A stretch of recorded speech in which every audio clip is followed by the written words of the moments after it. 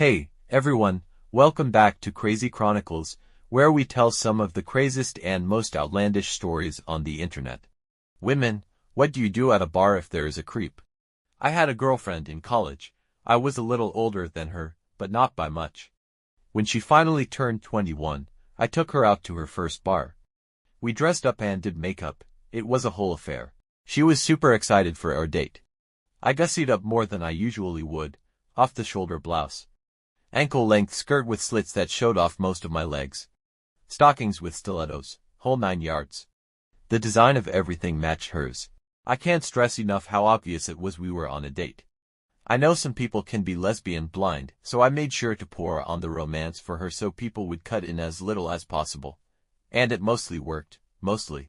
Some really old guy, mostly bald and had a cane, kept pestering me all night. "Let me buy you a drink," I insist.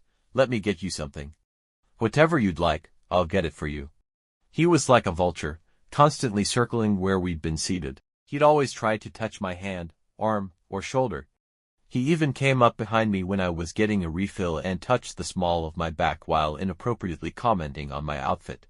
I made a point that I was there on a date with my girlfriend, and his response was, "What's the harm and some fun."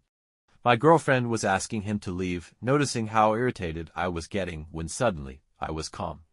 I had the perfect idea how to deal with the old creep. The next time he came over, I gave a heavy sigh and said, "Fine. You can buy me a drink if it means you'll leave me alone."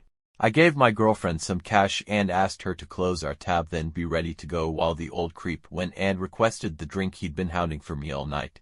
He came back proudly presenting a shot of who knows what. Smelled minty, but was dark, maybe Jaeger. My girlfriend was waiting to the side, watching. I took the shot from him and asked, "So it's mine?" "You're giving this to me?" He nodded excitedly. "I can do with it what I wish since it's mine." Dumbass nodded again and insisted it was mine. I poured that shot on his shoes.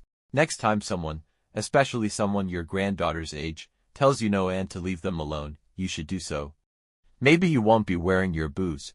I proceeded to grab my girlfriend and rush out, leaving him screaming about kids these days while trying to follow us.